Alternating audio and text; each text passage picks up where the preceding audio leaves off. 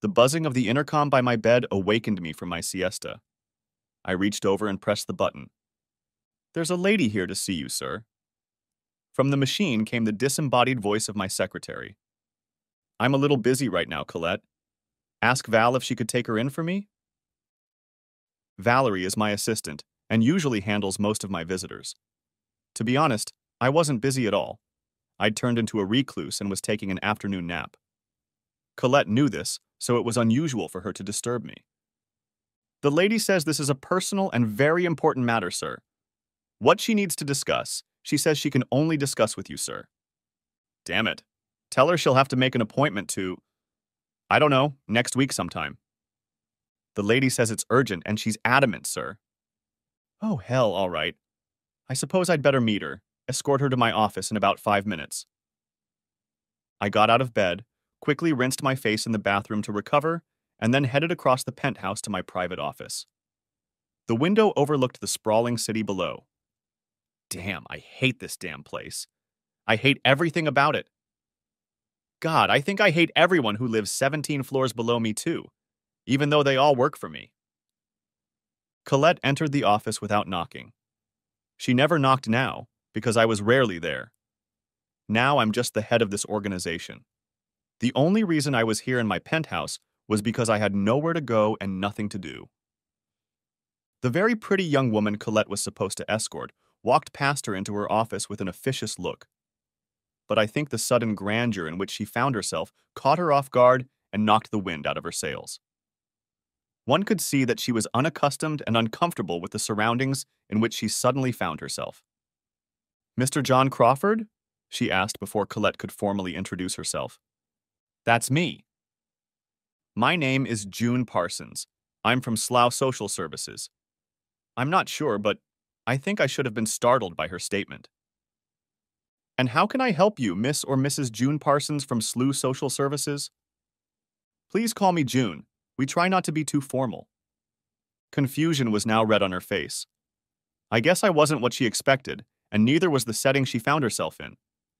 This woman was used to dealing with people on the other end of the financial spectrum, and it seemed she was completely out of place here with me.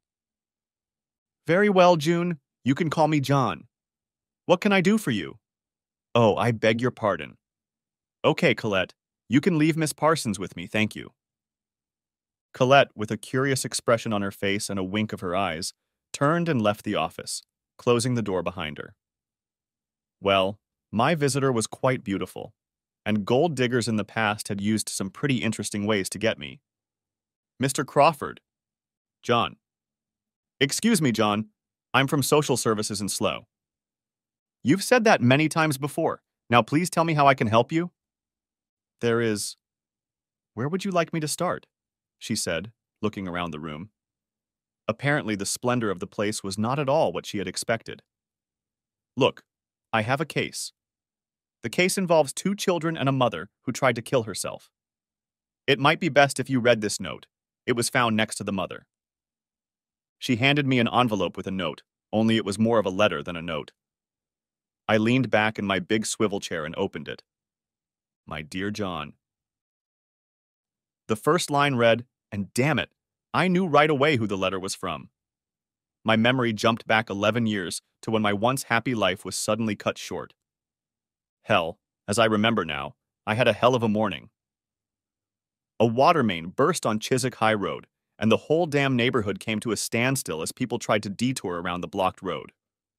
I was almost an hour and a half late as I tried to sneak into my office unnoticed. For the second time in a week, the drive to work was turning into a bloody nightmare. As I entered my office, June, my secretary, well, she wasn't really my secretary, she was looking after 3 or 4 of our staff, stopped me. "John, where the hell are you? And why didn't you turn on your cell phone?" "Oh shit, I must have forgotten to charge the damn thing last night," I thought, and figured it was becoming a habit of mine lately. I was so damn tired and couldn't think straight when I got home in the evenings. "Tony Jordan's been looking for you since 9 o'clock. He's very preoccupied with something. You better get your ass over there soon." Damn, goddamn assholes. Just what I needed. That pompous ass on his goddamn horse. Ever since his father retired, that little shit and his brother thought they were God's gift to the goddamn industry. Truth is, he had no idea how to negotiate a contract or make clients happy. I wondered who the little bastard had upset now. Oh, John, thank God you showed up. I've been trying to track you down all morning. You know, you really need to do something with your time, Tony Jordan said as I walked into his office. Well, if you hadn't moved that bleeding office from Slough to goddamn Chiswick, I wouldn't have to sit in bleeding traffic every bloody morning and evening, you little Trump asshole, ran through my head. I wondered why the hell I didn't have the nerve to say that to the little shit. But that's what we all think, isn't it? Sorry, Tony, there's a burst water main in the high road. Well, I got here in time. Of course you made it in time, you little shit. You've got an expensive city apartment, paid for by the company, and only a couple blocks away, that you live in during rainy week. With that little brownie, your missus doesn't know about to keep you warm at night. Anyway, something went wrong with Johnson's work. They're late with the delivery again. I need you to fly down there and reason with Johnson's board of directors. You know, fuel the fire. They're threatening again to take their contract elsewhere. If that happens, heads will roll. Not just here, but at the plant. You've sweet-talked Johnson before. I'm sure you can do it again. Why don't you go yourself? I thought. Since you're going there, take another pile of shit with you, your brother Robert. The two of you are going to bring the damn company down. If your old man knew how you two have screwed things up around here, he'd be rolling over in his grave. But we do think about these things, don't we? I'd really like to think of a good reason why I don't say them. But if I did, I'd be on the street, wouldn't I? I'll call Simon Johnson.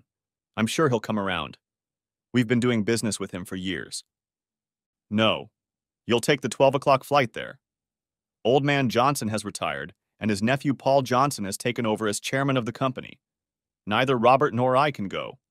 We both have a very busy calendar this week. A flight at 12 o'clock? Damn, there's no way I can make it in time. I have to get home and pack first.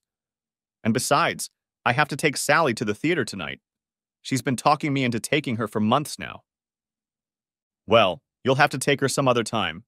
Don't worry, the company will reimburse you for the cost of the tickets. The play ends Saturday night. Sally has been driving me crazy for weeks to take her along.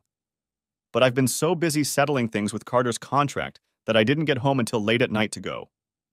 I decided that now that Carter's contract was signed and there would be no problems, my evenings would be free at least for a few weeks. I know that for the last night, all the tickets are sold out. Tonight was the only day we were able to get seats for. If I go to New York, I won't be back until Friday. Sally will be furious. Then she'll have to go with a friend or something, won't she? Sally knows as well as anyone that the company needs the Johnson job. It's nearly half our turnover. Better call her at the factory, get her to go home and pack you a bag. You won't make it home from here and back to the airport in time. Run along, we can't afford for you to miss your flight. Cheeky little shit, thought I as I walked out of his office. I started working for Henry Jordan right out of college. When I came to work for him, it was a very small concern. Jordan and Sons Machine Tools. A few years ago, Henry Jordan took the top spot. Maggie Thatcher said that industry had to stand on its own 2 feet, and banks started demanding overdrafts from companies. Deprived of working capital, British engineering firms began to close down en masse. Henry Jordan was one of those vultures who bought up all the unneeded equipment and machines. He rebuilt them in his own small factory and sold them at a ridiculous profit to companies all over the developing world. Henry Jordan was a typical conservative to the core. My guess is that quite a bit of the profits somehow disappeared into offshore accounts. A good Tory shouldn't pay too much tax, should he? Once there were fewer bankruptcies, Henry Jordan changed the way the company operated. He became an agent for companies who wanted to sell machine tools to Europe. It's very simple. Machine tools were brought into the country in pieces, then assembled and shipped anywhere in the EEC. The company was doing well until 2 brothers were old enough to join the firm. Unfortunately, Henry's 2 sons, who were both at university, tried to run things on a just-in-time basis. This was great on the production line, but didn't leave time to deal with the problems that often arose in our business. Parts coming in from all over the world could be delayed for 1,001 reasons. Fortunately, most of our customers were aware of these problems. But if the brothers had just left a few days grace when they specified delivery dates, we wouldn't have had half the problems we had. It always seemed obvious to me. Tell a customer they can get the product in 3 weeks, and then tell them you can deliver it 5 days earlier. They'll be happy. Tell them you can have it in 2 weeks, then deliver it a week later. Shit flies. And never promise something you can't deliver. I couldn't understand why Tony was insisting I fly to New York. The brothers had the last contract with Johnson's, and they were the ones who were supposed to clean up the mess. Yeah, but I knew how it would look to the board of directors if things went wrong. I was the person who had to take charge of the case. Back in my office, I called Sally's office at the factory in Slow. Yes, Sally worked for Jordan and Son too. That's exactly what Tony was implying. It's not just my head that's going to spin, it's Sally's too. Sally and I met when she joined the typing pool years ago. A typing pool, so you'll know what time I'm talking about. We seemed to get along pretty well from the beginning. But it wasn't until we went to the company Christmas party that year that we met. You know how it is. Everyone kisses under the mistletoe, and when I kissed Sally, I don't know exactly what happened, but eventually someone asked us if we were going to move as they wanted to take their turn. Sally and I didn't discuss it or anything. From that kiss on, we became each other's friends. I think we both ran around like crazy buying each other Christmas presents, and I joined her and her family for Christmas dinner. I think it caused some confusion, as I'm sure they were expecting some other guy. But no one said anything. We went out together on New Year's Eve and woke up together in my bed on New Year's Day. It was our first time together. Unfortunately, I have to admit that I don't remember much about it. I do remember the night of January 1st. Sally never came home, and 4 months later we were married. The next 10 years were the happiest of my life when I was home. My life at work was great until Henry's twin boys graduated and came to work for the firm. Before they joined the company, I was Henry's number 2, his assistant in all things above and below ground. The arrival of the boys meant a change. Henry wasn't a bad old fuddy-duddy. At first, he didn't put his boys above me in the company hierarchy, but they both seemed to take offense to that. They were nice enough to me, but I knew they didn't like me having a higher position in their company. Henry Jordan took the company to the stock market and made a bloody killing on it. That was the only time he really upset me. I thought he'd point at least a few stocks in my direction, but he didn't. Another thing that didn't happen was that I wasn't made a director. Both brothers got on the board and I didn't. Then Henry had a bloody heart attack. At the hospital, he asked me to look after the boys. Some hope, Henry, I thought. If you'd give me some stock and put me on the board of directors, I could have some influence over them. Of course, I never told him that. It was clear to me that he was leaving. Henry retired immediately and passed away 3 months later. As soon as the lid of his coffin was closed, the boys began to make some changes. None of them seemed successful, but there wasn't much I could do about it.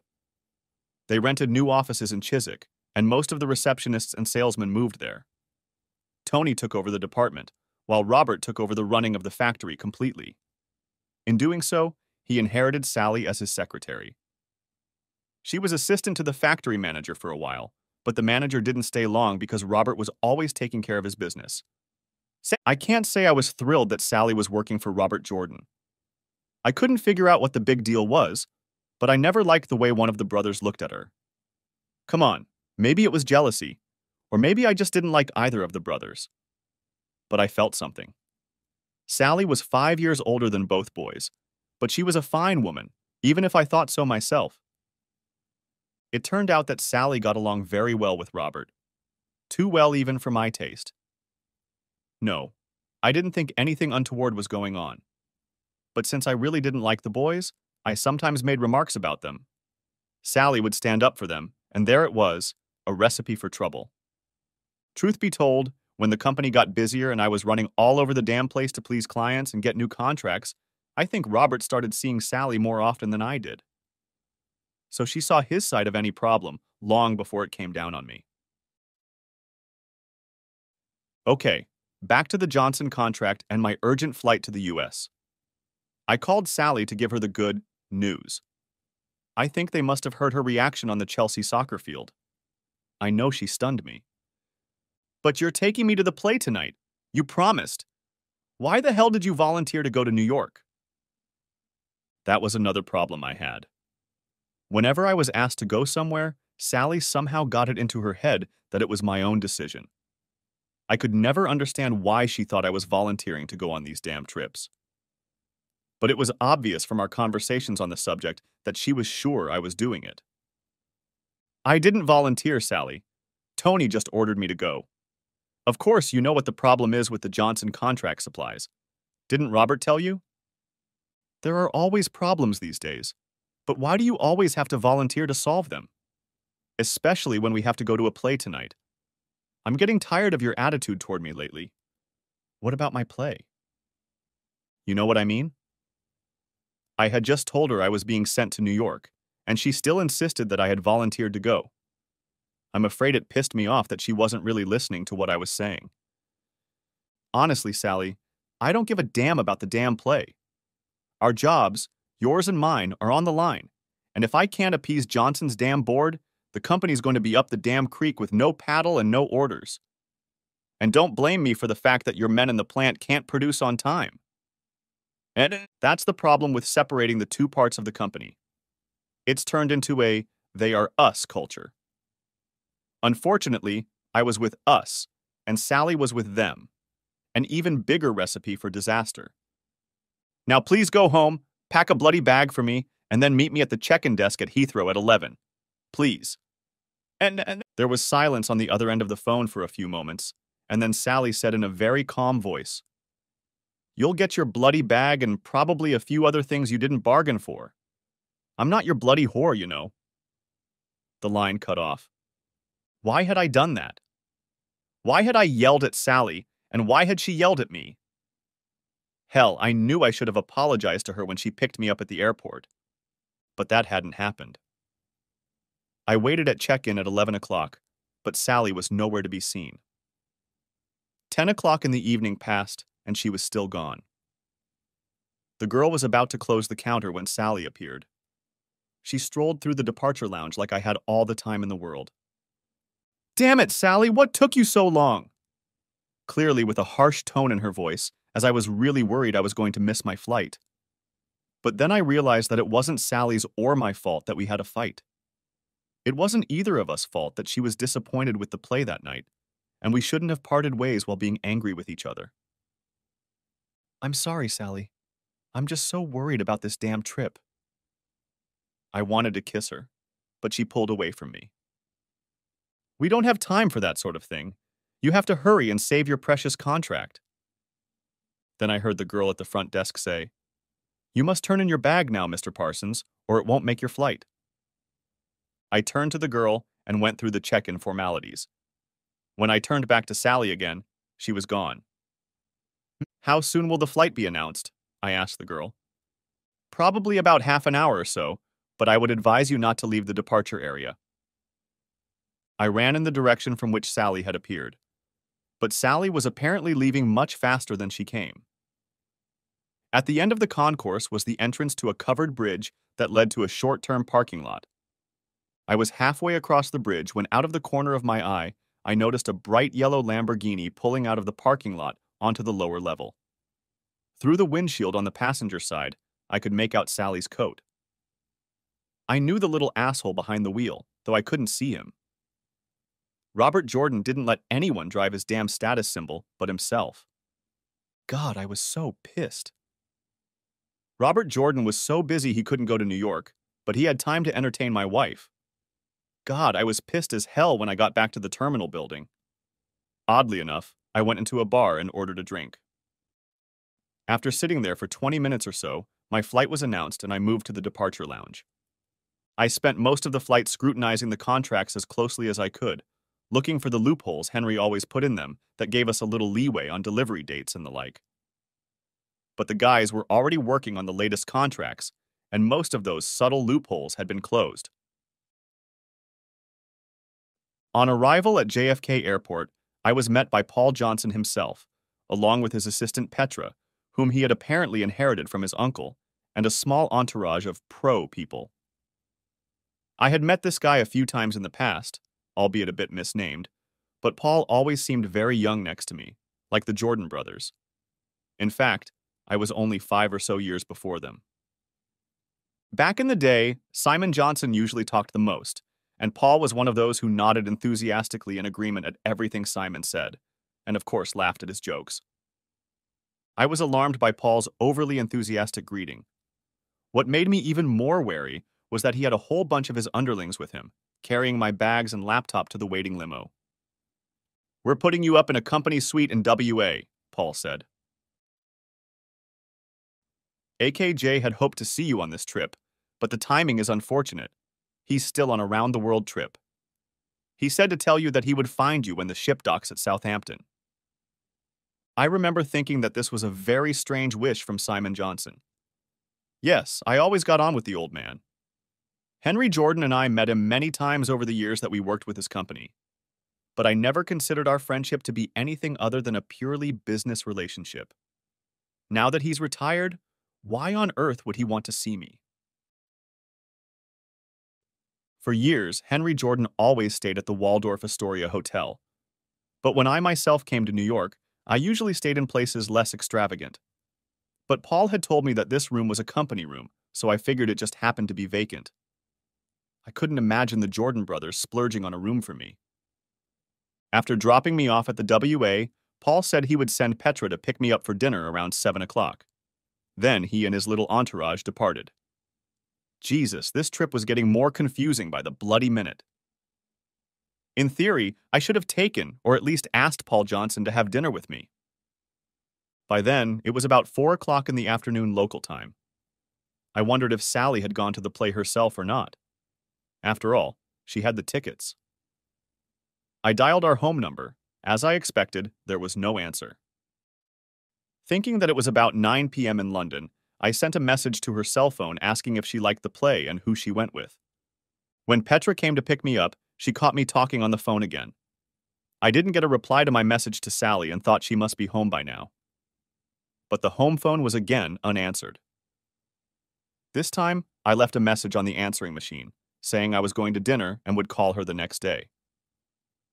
As I was about to leave the room, Petra snatched the briefcase from my hands and returned it to the chair from which I had taken it. "We're having a purely social evening tonight, John. Paul would like you to meet his family. He said it's a shame you didn't bring your wife." "Petra, what's all this about?" I asked as soon as we got into the car. I could see that Petra was contemplating how to answer my question, and it took a few moments before she answered. "Paul just thinks that since you two do so much business with each other, you should both get to know each other better. And he wants you to get to know everyone on the Johnson Board of Directors as well."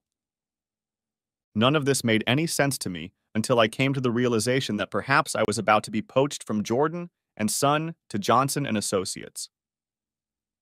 I could think of no other explanation for the strange behavior of everyone present. The dinner went splendidly, with a large number of Johnson and Associates board members and their spouses in attendance. Afterward, we went to a late-night establishment where some of the party members were dancing. I didn't venture out onto the dance floor as I was feeling the time zone shift. I had been up for 5 or so hours longer than everyone else. As the evening went on, however, I became more and more convinced that my headhunting idea must be the right one. All the board members went out of their way to talk to me and make me feel at home. Petra stuck to me like glue, acting like she was my assistant. You know what I mean? Whenever someone approached me, she would whisper who he or she was and tell me everything I needed to know about them. When I got back to my room, it was about 2 in the morning New York time and about 7 in the morning at home. There were no messages on my cell phone, and judging by the phone, Sally hadn't left me any messages either. I considered calling her, but decided it was a little early to do so since she had left late the night before. At 11 a.m., I was awakened from my dead man's slumber by the noisy arrival of breakfast, followed by the now ubiquitous Petra. She was again acting as my assistant. "At 12 o'clock, you have a meeting with the full board. It won't take long, and after that, Paul would like you to join him for a round of golf. Oh, you do play, don't you? Of course I do. I remember you and Henry playing SJ. Anyway, you'll be flying to SJ's estate from the helipad on the roof of the building right after the meeting. Oh, and Paul wanted to know how much of a hurry you're in to get back to London. Well, that depends on what Paul and the board have to say about our late deliveries. Oh, I think they'll be pleased no matter what you say. After all, you are… Well, anyway, they know and trust you. Now you'd better hurry up or you'll be late for the meeting. Petra suddenly lost her usual self-confidence. For a moment, she seemed unusually agitated, and just as suddenly she hurried out of the room. Or at least to get rid of my presence for a while. To be honest, I didn't follow what Petra was saying too closely, for I was anxious to call Sally. I called her office at the factory, but the switchboard intercepted my call. The girl explained that Sally was out of the office that day. Fortunately, as it turned out, the receptionist was a temp and didn't recognize my voice. The stupid bitch didn't even ask who I was. When I asked if she knew why Sally was out of the office, she said she didn't know. I don't know why, maybe it was a sixth sense. But something made me ask her to put me through to Robert Jordan. She told me that he wasn't in the office that day either. Completely annoyed, I called his home number, but again there was no answer. So I called Sally's cell phone and found it turned off. Robert's cell phone was also turned off. Completely exhausted, I called Tony Jordan at the Chiswick office. When he got on the line, I demanded to know where the hell Robert was. I told Tony that there was something in the contract that I needed Robert to clarify for me. It seemed to me that Tony thought a little longer than necessary before answering. Oh, I think Robert's gone to Brighton. He's meeting with the directors of Carter's Industries today. I think he said he was going to take Sally with him to take notes. You know what Tony's memory is like. Bad choice, you lying little asshole. That was the same damn contract I closed last week. All signed, sealed, and delivered. What kind of bullshit are you trying to slip me? Again, it was a thought, not a statement. After Tony asked me how things were going, I told him that I would probably have to stick around for a couple days to get them calmed down. Then, once I had finished talking to Tony, I called Monty Carter's secretary in Brighton. As I expected, she confirmed that there were no meetings scheduled that day between Robert and her boss. Moreover, she couldn't recall them ever meeting at all. Petra reappeared and urged me to shower and dress for the conference as soon as possible. I shoved the remains of my breakfast down my throat and rushed to the shower. We were a little late, but no one seemed to notice. An incredible round of introductions began, followed by a tour of the offices. We didn't get to the conference room until almost 1 p.m. I have to say that my negotiations really were a complete farce. Everyone was agreeing with everything I was saying, and they seemed more concerned with whether I was upset about anything. I realized that everyone agreed with me that the Jordan brothers were a couple of jerks and a waste of space. But it wasn't really put into words. Convinced by then that they were going to make me an offer I couldn't refuse, I was somewhat surprised when the offer never came. When the meeting was over, Paul and I and a few other directors went up to the roof to board the helicopter. Petra, as usual, joined us. She asked when I wanted to return to England and arranged a flight for later in the day. At the golf course, I called my secretary in Chiswick on my cell phone and said I would stay for a few days. Whatever was going on, I wanted everyone to believe that I would be out of the country for a few more days. Petra must have heard my conversation. Pardon my curiosity, John, but is something wrong? I have to ask because I couldn't help but notice that every time you call England, you are troubled about something, she asked in a concerned tone. I'm not sure, but I think something is wrong there, though I'm afraid it's personal. Have we known each other a long time, John? Is there anything I can do to help? You know I have a knack for discretion. Well, you could help me. It would be helpful if no one knew I was flying home tonight. No one in England, that is. If what I fear is going on, I'd like to try to catch them in the act. Oh dear, you don't think your wife is… I don't know, Petra. But we had a fight before I left, and she didn't show up where I thought she was supposed to be when I tried to call her. I also can't reach her on the phone. Maybe she's still annoyed with me, but there's a man I can't reach either, and someone else is telling me wrong. There has to be some reason. Oh, now I see why you're in a hurry to get back. Look, if anyone from England tries to call you, I'll transfer them to me. I'm the only one besides Paul who knows you're flying this evening anyway. All of Paul's calls go through me, so I'll hold anyone who tries to contact you. You'll be able to call them back on your cell phone, and they'll have no idea where you are. Thank you, Petra. Now I guess I better get back to the game. While I was talking to Petra, I noticed Paul starting to approach us. I stepped farther away to make a phone call.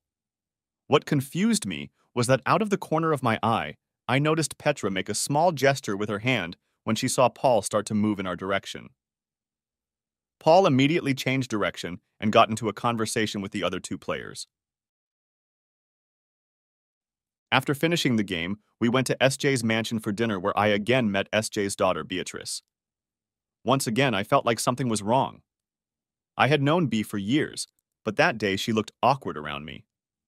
I couldn't figure out what was wrong, but I had a feeling that these people knew something that I didn't. I began to wonder if I had made a mistake in telling Petra about my suspicions. At the end of the day, we returned to the company headquarters by helicopter. Petra then escorted me to the airport. She arranged for someone to pick up my gear from WA. The flight back to Heathrow went without incident until I landed. A steward met me in the arrivals hall, told me there was an urgent phone call for me, and led me to the service phone. John, this is Petra. Last night after you left, we all got calls last night. Your wife called, and I told her you were in conference with Paul. Then both Johns called, but separately, and I told them the same thing. Then your wife called again and asked if I knew when you were coming home. I told her I had booked you on a Saturday evening flight. Would that be all right with you? Thank you, Petra, that will be fine. I'll call them from my cell phone later and tell them the same story. Thanks for your help. Stay in touch, John. I'll let you know if any of them call here again. So, my loving wife reappeared and showed signs of concern about where I was. I wondered why she was suddenly so concerned about me. I booked a room at the Novotel Hotel near the airport and discovered that Hertz had already delivered the car I had booked in New York. I, or rather the company, had a Hertz account, so it was the easiest choice, but the car was privately ordered for me. Reluctantly, I drove past my house. Sally's car was parked in the driveway, and the house was plunged into darkness. This was to be expected, for it was a little after 4 in the morning. From the phone booth at the corner of our driveway, I called the house phone. There was no answer, and the answering machine picked up. I rang 4 times in succession, and when she didn't answer any of them, I decided it was safe to assume that Sally was out of the house.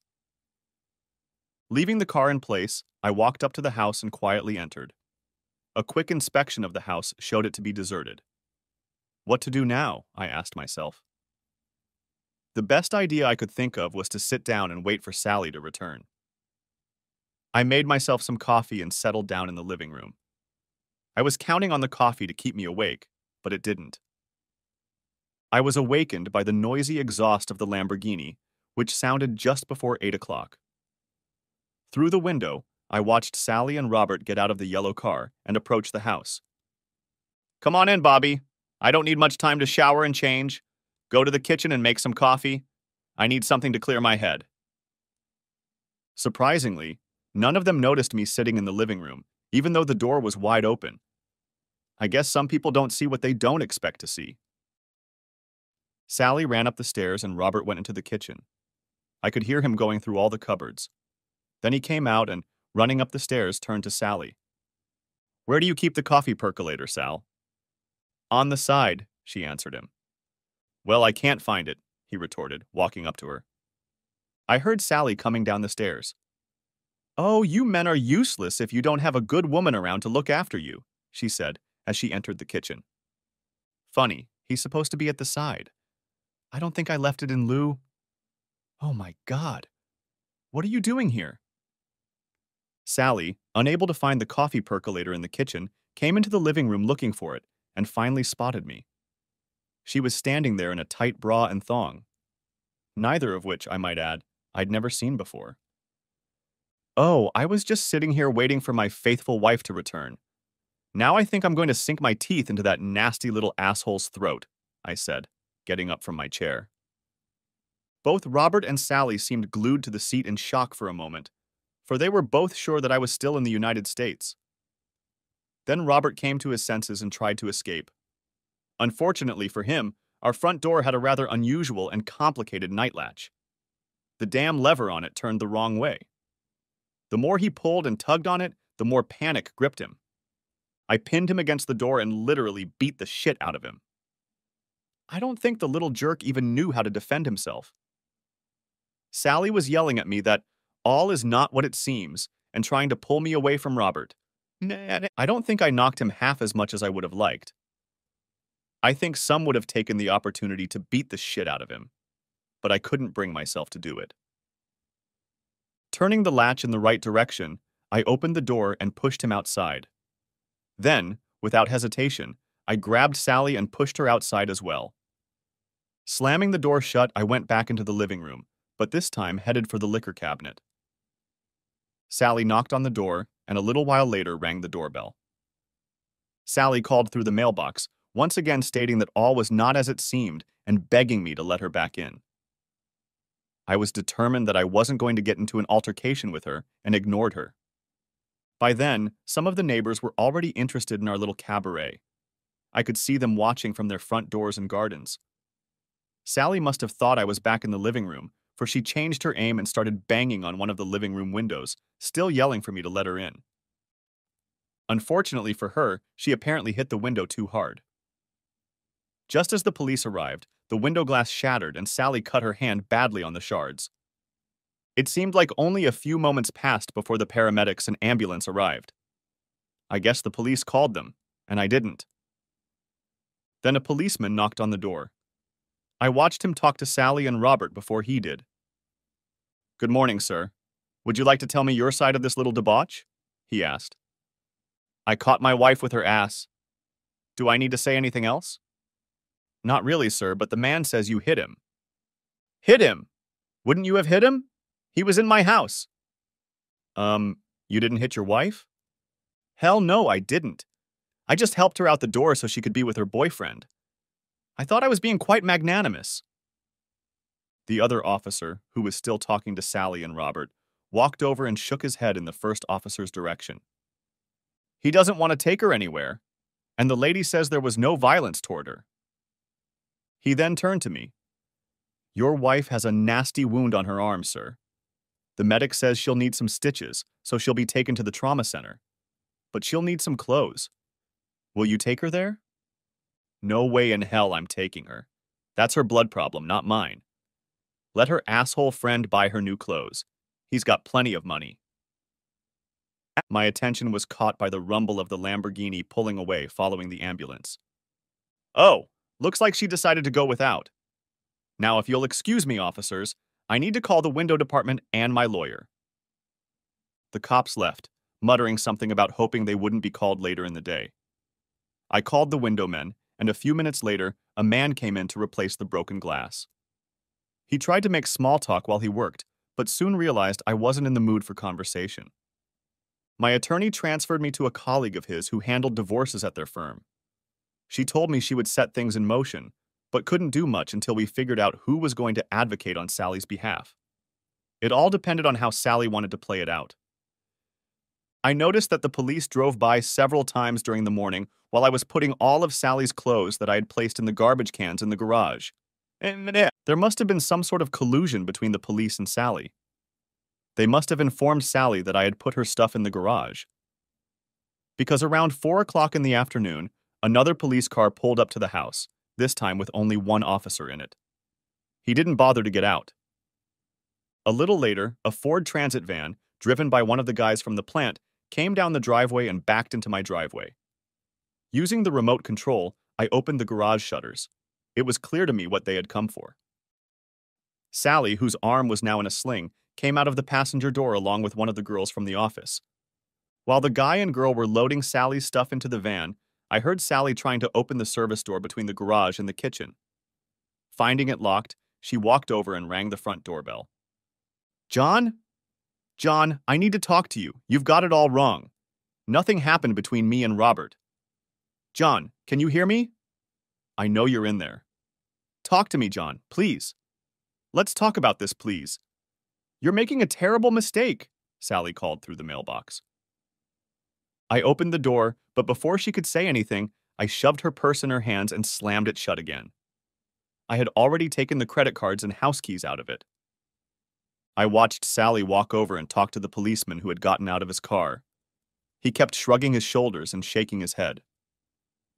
After a while, with a resigned expression on his face, he pointed to a spot on the ground where I assume he told Sally and her friends to wait. Then he walked over and knocked on the door. Your wife wants to speak to you, sir. And you know you can't keep her out of the matrimonial home, he said when I opened. You can tell her we have nothing to discuss. The house is already up for sale because she has decided that it is no longer our marital home. If it was, she would have been in it last night when I got home instead of having fun with her boyfriend elsewhere, wouldn't she? Tell her to have her lawyer contact mine, will you? She knows who mine are. The officer returned to the house where he had a brief but very animated conversation with Sally and her friends. Sally then apparently fell into the arms of her two friends who helped her back into the van. Then they drove off. The policeman stood shaking his head as he watched the garage door slowly close. Shrugging to one of the neighbors watching the pantomime, he got into his car and drove away. An hour or so later, Petra called me. I told her about the day's events and she said she was sorry. She asked what I intended to do, and I told her that I was divorcing Sally and of course would no longer be able to work at Jordan's. Petra told me that I should keep in touch with her and made me promise to do so. She also mentioned that Simon Johnson was going to call me and told me that I should stay in touch so that he could find me. Paul had told me that once before. I wondered what was so important about this visit from Simon Johnson. It was past midnight when I got back to the Novator. There was no way I could go back to sleep in that house. There were too many memories in it. After breakfast the next morning, I called my secretary June and asked if Tony was around. She said he wouldn't be in the office that day and asked what the hell was going on.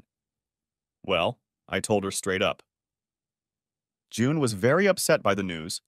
I could have sworn she was crying when I told her. She informed me that Tony had told her that I would probably resign when I showed up at the office again. She was under the impression that he had not left the office that day so that he would not be there when I showed up. Tony's absence struck me as odd. I would have thought that after I'd punched his brother in the face, he'd be more than happy to fire me. After all, Robert is one of the company's directors, and there was no love lost between us. None of it made any sense. None of it made any sense. First, my trip to New York. Tony had insisted that I go, but when I arrived, all of Johnson's people seemed surprised that I had come. Yes, there were a few late deliveries, but it wasn't like they were climbing the wall over them. And then there's Robert going off on Sally. Yeah, she's a good-looking woman. But Robert was a bit of a boy when it came to women, and always seemed to have some little baby bird in his arms. Sally was at least 5 years older than him, and almost 10 years older than his usual tarts. I don't know. I guess they could have fallen in love. They'd spent most of their working lives together after all. But somehow I doubted Robert would have gone for it. I went into the office to get my personal belongings. I took the opportunity to wipe the hard drive on both company computers and the laptop I carried with me, but not before copying the contents of the hard drives to zip drives. I took my resignation letter, which June had prepared for me, to the HR person. While I stood and waited, he directed that my final paycheck and bonuses be immediately deposited into my bank account. The accounting department was somewhat reluctant at first, but only until they realized exactly who was retiring. I think almost all the employees either helped me carry my stuff to my rental car or came out to wave goodbye to me.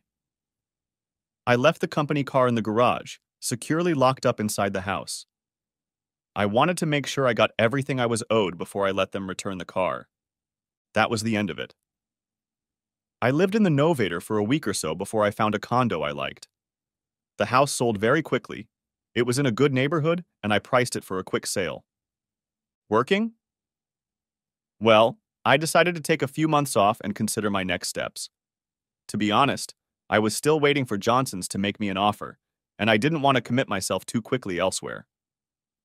Sally? I'd seen her a couple times. Both times we had heated arguments. Correction. On both occasions I called her a little whore, and she responded in kind. Civil conversations between us seemed impossible. I was surprised she didn't move in with Robert right away. She didn't move in with him until a few months after I kicked her out of the house. Whose apartment she was living in during that time, I don't know.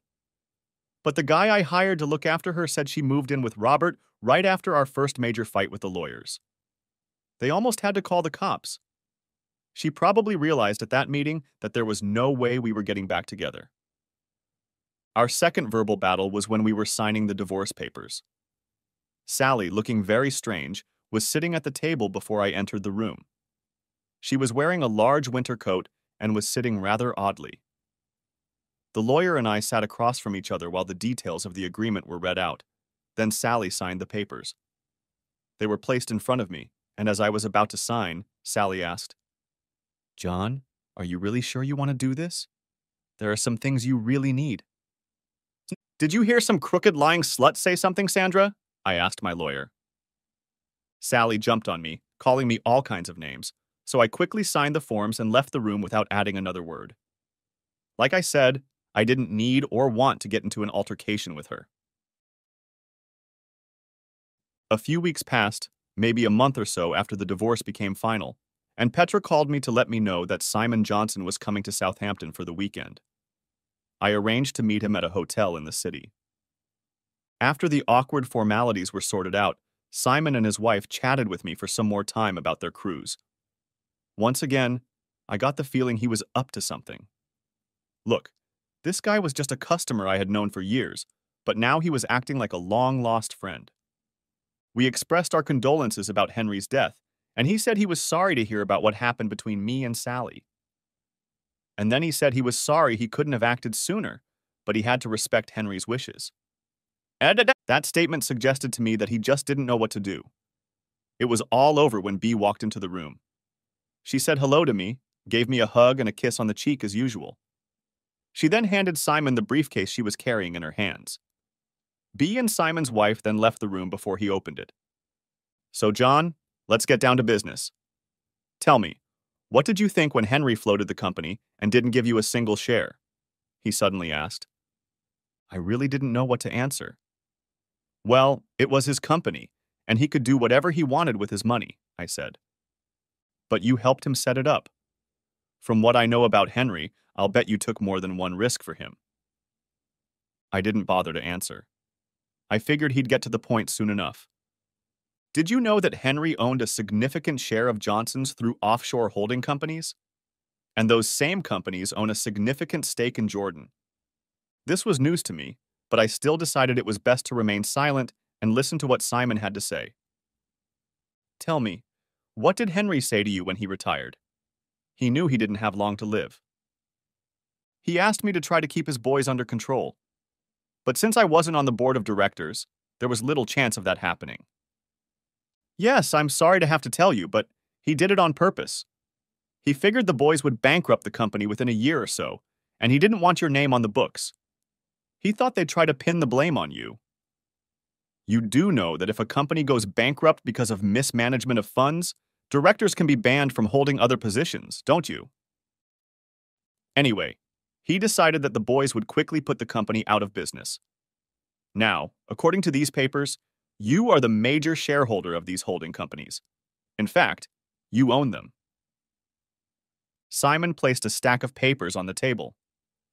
"And these papers contain the details of all of Henry's bank accounts. I was supposed to keep all of these until Jordan and Son went bust. But after what your brother did to you, I think you'd better get them now. You know that under the terms of your father's will, the brothers couldn't fire you, don't you?" "Ah, I see they didn't. I guess those bastards set you and Sally up to resign." He leaned back in his chair and looked at me. "You know, John, you're a very rich man now, even though all your money is in offshore accounts, so you need to figure out how to get it back into the country legally. I can show you some tricks. I have some very resourceful accountants." My head was spinning. He had just told me that Robert Jordan had seduced Sally and ruined my life for no other reason than to kick me out of the firm. But why? You seem angry, John, and I don't blame you. Look, Henry was never sure if the boys were really his. Martha had a habit of having affairs while Henry wasn't working. He had DNA testing done a few years ago and, for a while, generally believed he was their father, even though they weren't really his sons.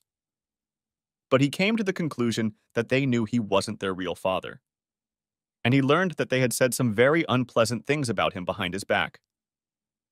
Henry always said you were more than a son to him, so he figured you would have all his money. He figured the boys would break up the firm. I think he wanted them to go bankrupt and be penniless, as I suppose you did. But what about the Jordan employees? They'll all lose their jobs. Not if some big American company takes over. Now, do you understand Henry's little game, John? Johnson's will cancel its contracts with Jordan's within the next week or so. And the next day, one or two offshore shareholders will dump a bunch of Jordan's stock on the London stock market. That should kill the share price. A hint will be made to the right bank directors, and they will take out loans to the company. Then a consortium will step in and buy back what's left of the company from the banks. I'll let you guess who will be at the head of that consortium and become the major shareholder, but no one will know about it. You will, of course, renegotiate your contracts with Johnson's. Perhaps in time, you will invite me to join your board of directors. Then, as a result of the merger of Johnson's and Jordan's, you will also join Johnson's board of directors. What do you think of all this, John? I don't understand. Why didn't Henry leave the company to me from the beginning? And you would have fought their probate claims for the next 20 years. For the last few years, you've been with Henry almost every day of his working life. You know, Henry was always a bit eccentric. He was sure that the family would claim your undue influence over him. They were sure he had money stashed away somewhere overseas. They've spent a lot of money over the past few years tracking it down. That's why Henry put it all in my care. Anyone who checks where your money came from will find that it came from me. And since I'm no longer associated with Johnson and Associates, they can't accuse us of insider trading. And of course, I've been on that damn ship for the last 6 months. Next chapter. So that's it. I am now chairman of the board of Simon Johnson Associates. I leave Paul to run the American branch and keep an eye on what's going on in Europe. Both the Jordan brothers went bankrupt and are banned from being directors of any company for 10 years. They have tried to get things going a couple of times, but I have been keeping a close eye on them. Surprisingly, in my opinion, Robert married Sally. I'm not sure, but I think he thought Sally would get her hands on some of the money that I'm sure he suspected would flow to me. But since they officially came into my possession after Sally and I divorced, he didn't stand a chance. And as soon as they were married, I filed a petition with the court to stop paying alimony. They never got anything from me after that. The marriage didn't last more than a year. I'll be honest, I felt sorry for the twins that Sally had with him. They must have gathered at the office for fun after I kicked her out, since the guy I watched Sally from said they rarely met in the evenings. I doubted the bastard even paid her child support after he dumped her. You know, things like that don't get out of my head, and I wondered how many years Robert had entertained Sally at his desk. But she must have gotten pregnant pretty soon after we broke up. I'd seen her pushing a baby carriage on the Slough High Road just a year after I'd kicked her out. The last I heard of Robert was that he lived somewhere in southern Spain, with the drug squad on his case. Southern Spain, Morocco, not far for a speedboat. I guess that's how Robert's mind worked. Well, anyway, that's why I got the police on the trail. As for Tony, apparently he drives buses around London. Not the nicest place to drive a bus. His wife divorced him after she got information about his little flatmate. Who supplied her with that information is impossible to guess. And of course, Tony has his mother Martha living with him. Do I feel any guilt about Martha losing her income from Jordan and Son? Actually, the question should be, did Martha feel any guilt for running after Henry? You reap what you sow, you reap what you reap. Sally, last I heard, was living in a council apartment in Slough. Living off the public purse, I suppose. I don't know, maybe she's moonlighting on the side. Sorry, that was inappropriate, but That's how I feel. Things went pretty quickly once we got started. Paul and I worked well together. We were both trained by experts. Henry Jordan trained me, and Simon Johnson trained Paul. Over the next few years, we absorbed other companies wholesale. The merger of the two companies turned us into a large multinational corporation. Paul and I now stepped back a bit and left it to the minions to do most of the worrying. Simon Johnson and his wife have settled in England. He has a beautiful estate next to mine. His daughter, Bee, and I are sort of spending time together. No, we're not getting married and we don't plan to. We've both been down that road once before. Bee is on the board of directors along with Paul, myself, and of course Petra. We all get along very well. Don't we, Petra? What did you expect? Paul's wife died in a traffic accident a few years ago. After much persuasion, he married Petra. Paul claims she only married him because she was tired of waiting for me to propose. You may ask why I live in this penthouse alone. Well, there's something missing in my life, and there has been since, when. I'm kind of living day to day. If an opportunity comes up to make a fortune in the market, I'll take it. But there's gotta be more to life than making money. Next chapter. So the social worker hands me a letter from Sally. I read it quickly and then hit the intercom button on my desk. Colette, see if Beatrice is in the building and ask her to get here as soon as possible. Yes, sir. I think she's in her office. I've seen her before and haven't seen her come out again. A few minutes later, Bee was at my door. When she entered the room, I silently held out the letter to her. Upon reading it, Bee took several deep breaths, which told me that its contents had infuriated her. Evil, vindictive little bitch. Did you have any thoughts at all? Not the slightest. What are you going to do? Come on, Bee. I have no choice in the matter. Turning my attention to June Parsons, I asked, what hospital is Sally in? At Slough General. And what's the prognosis, do you know? When I was there last night, they didn't know. She's on a whole cocktail of medications, pretty much everything she had in the house. She's been pumped out, but they have no idea how long she's been there. The doctor told me it'll be a while before they have any idea. And the children? I handed them over to their foster mom last night. She's going to look after them today. I thought I'd ask what you wanted to do. Oh, I have to pick up that note. If she doesn't make it, the coroner will want to see her. No problem. Make a copy for me, Bee, and give the original to Miss Parsons. Colette, put me through to the general manager of Slough Hospital as soon as possible. Intercom again. Soon the phone rang. Hello, yes, okay. So you know who I am. I have a question for you. How much did your hospital overspend this year? So, here's the deal. You have a patient named Sally. Sorry, June. What's Sally's name? The same as your name, Crawford, June Parson replied. This was unexpected. That's right. You have a patient named Sally Crawford, a case of overdose. If she survives, your hospital will receive a check from me for £1 million. If she dies, you get nothing. Do you understand? Good. I want no corners, no expenses. Goodbye. Of course they're doing the best they can anyway, Bee commented. I don't trust those damn bureaucrats running our hospitals these days.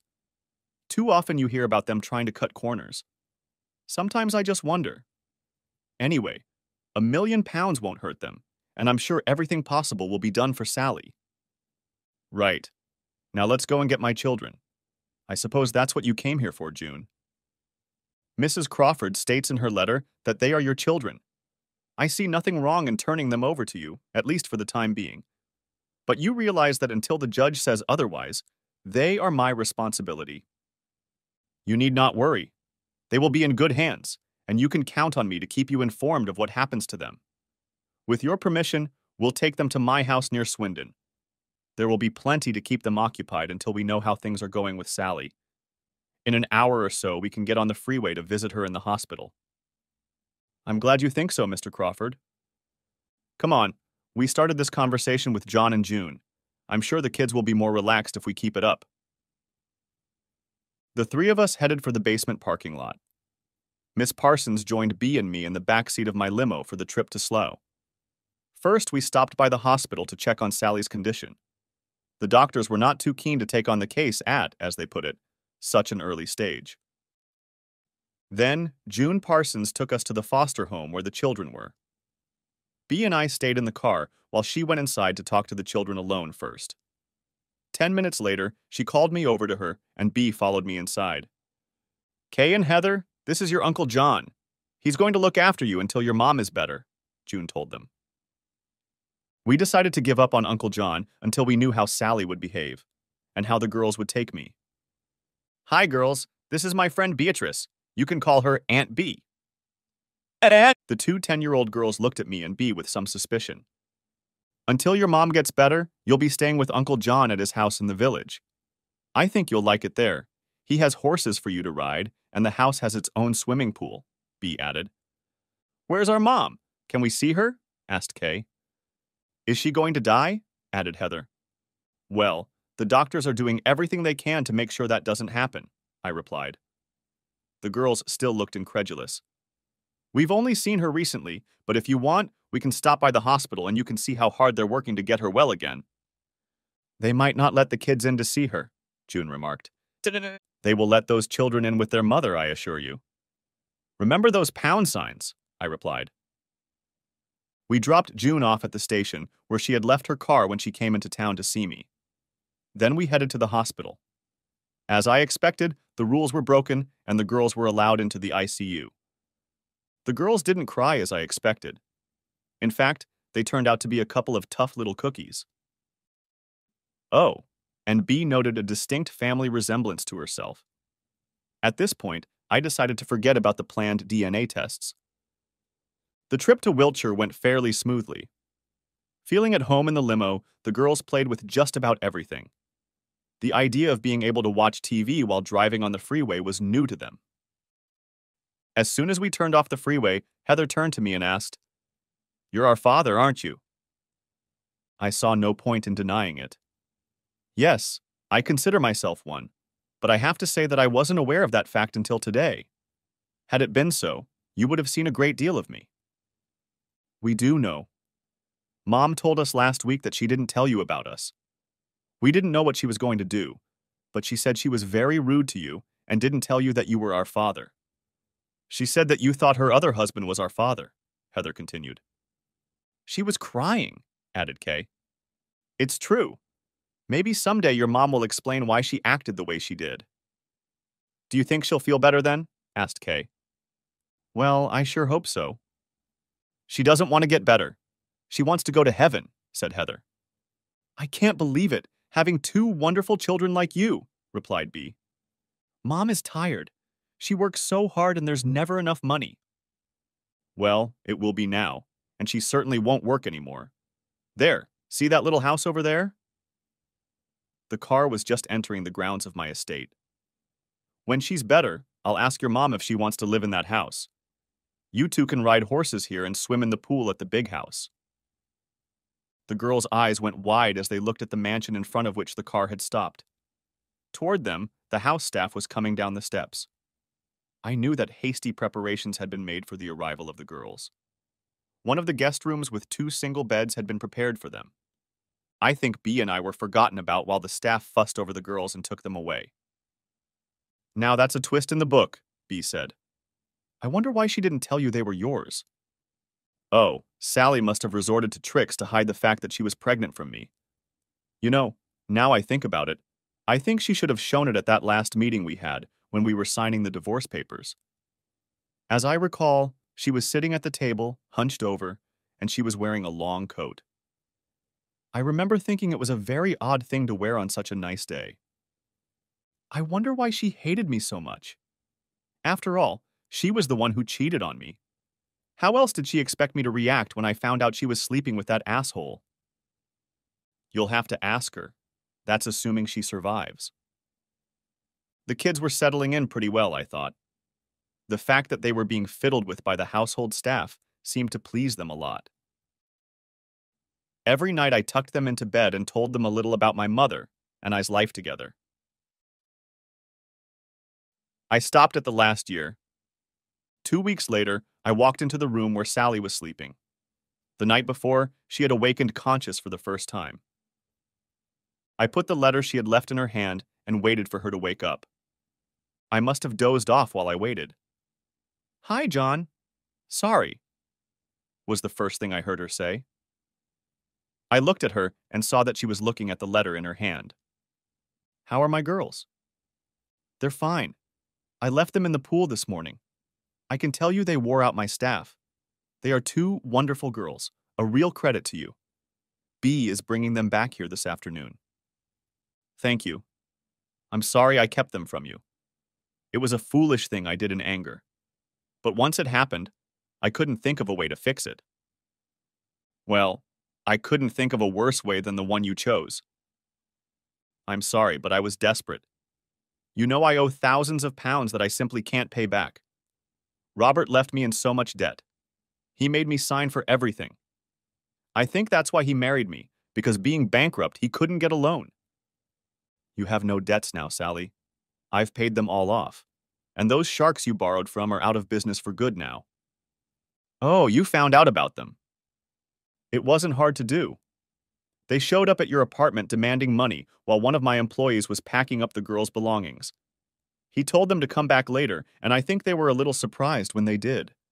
Rest assured, they will never bother you again." "Why are you being so nice to me? The last time you saw me, you—" "That was a long time ago, Sally, and I was still in pain then. Now it's just an unpleasant memory. It hurt me very much when I read your letter. I will have to forgive you for a long time for keeping my girls from me." "I'm so sorry. That's all I can say." "Well, as far as the girls know, we are friends now. Tomorrow, if you agree, you will be moved to my house. I have a couple of nurses who will take care of you. When you are fully recovered, you and the girls can live in one of the houses on the estate. That way, I'll be able to see them often." "You won't take the children away from me?" "No, I'm not going to take their mother away from my girls. They love you, perhaps even more than I once did. But I will make sure you never take them from me again." "I'm sorry," I all but repeat. "But I'm really sorry for all the stupid things I've done." "There's one question I want to ask you, Sally. Why did you go with that bloodthirsty creep in the first place?" "Don't you think that's a question I've asked myself 1,000 times in the last 10 years? I'm not sure I have an answer. He's been working me over very carefully for a long time." "Oh, I know why he decided to do it. He told me when he realized the girls weren't his. It didn't take him long. They look so much like you. He said they couldn't fire you, something to do with their father's will. They were sure you had some of their father's money. They thought that when you didn't have a job, you'd use some of that money to, I don't know, start your own business, I guess. You were constantly being followed by private investigators. They were furious when you went to Southampton and met Simon Johnson. And a week later, 4 of the company's biggest contracts were canceled, Johnson included. But you knew this was going to happen, didn't you? I think the bank foreclosure took them by surprise. There's no way they expected this. Ta-da! The next thing that happened was the police showed up at the house. Did you know that Robert had pretty much blamed everything on the company? We had nothing. No house, no car, no anything. Robert and Tony were arrested for misuse of company funds. But I suspect you were behind it all." "No, Sally. The forces of the law moved in their own ways without my help. But Robert and Tony were paid ridiculous salaries. What were they doing with all their money?" "I don't know exactly. They both liked to gamble on the stock market, and Robert threw money around like water in the clubs. He didn't mind a little gambling, too. I think they'd already spent it all when they came up with the idea of taking you out of the firm. They planned for you to discover where all the money they were sure Henry had stashed away lay." "You never explained why you went along with that asshole." "Well, I was mad at you. You know Robert was very clever. He tricked me. Every time you left, he made little remarks. He would let me overhear conversations that led me to believe you had girlfriends everywhere. It's hard to explain, but I heard him discussing with Tony your spending on nightclubs and such. Oh, I'm sure they were legitimate expenses. But they were little digressions he was saying to Tony on the phone. I wasn't supposed to hear them, but of course he made sure I heard them. You know guy talk. He'd say things like, "You've got a new girlfriend in New York or Rome, and you've spent a lot of money to entertain her." They convinced me that when it comes to traveling, you want to go and meet your girlfriends, he said. But if you thought I was running after you, why didn't you challenge me? Because I couldn't bring myself to believe it. If I had challenged you and you said it was true, what would I have done then? I wasn't as strong as you. I don't think I would have been able to walk away and divorce you. I would have lived in misery. But time went on, and I began to waver in that faith. And then this play came along. You knew I wanted you to take me to it. Robert was sitting there when you called and said you were going to New York. He heard us talking and I was crying, so he comforted me. Then he drove me home so I could get your bag and then to the airport. We didn't go back to work. Robert said I was too upset. We went down to the river in Sunnydale and sat there talking all afternoon. Afterward, he took me out to dinner and to an evening play. I must have had too much to drink. I know that's no excuse, but I went to bed with him that night. I'm sure I wouldn't have done it if I hadn't had so much to drink. But that's easy to say now, isn't it? I was feeling pretty bad, and that day Robert helped me feel on top of things. After all, my so-called loving husband had just flown out to meet his girlfriend. That's what I thought. I still thought so until Robert left me. He told me all about how they had set it up. If you hadn't come home that day, they had pictures of Robert and me together. They were going to send them to you anonymously. I knew sleeping with Robert was wrong, and if it's any consolation, he wasn't very good in bed. Too selfish. I don't want to know that, Sally. I'm sorry, but he was useless at pretty much everything except hitting me. Toward the end, he got pretty good at it. When you came back and caught Robert and me together, I got angry. I don't know exactly why, but I felt like you set me up. That damn girl told me you weren't coming home until Sunday. That damn little tart. Petra. Yes, Petra. I was sure she was your thing. She's not. You think I don't realize that now? But I thought you set me up to catch me and divorce me. That made me really angry. I guess I was mad at myself. I was going to tell you about the twins the day we signed the divorce papers. That's the way I planned it. I'd sign the papers and then, before you signed them, I'd tell you about the babies.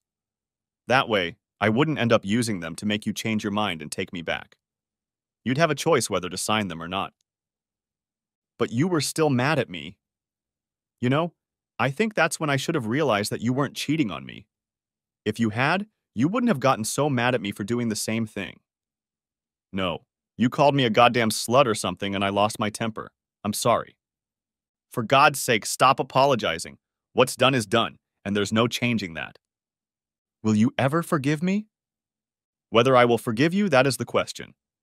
I may eventually forgive you, but there's no way I'll forget. But now there are two fine young ladies in the equation, and I, or rather we, must think of them. I will be polite to you at all times and expect you to be polite in return. As for the girls, you are their mother, and I will be their loving father. Just don't bring your boyfriends into my house. I've never had any boyfriends, and never will. Never is a long time, Sally. Sally recovered and lived in a small house on the estate with the girls until they went to university. Cancer took her a couple of years ago. I don't think she had the strength to fight so hard. Eventually, Bea and I got married. Did we love each other? Well, I don't think I love Beatrice the way I loved Sally.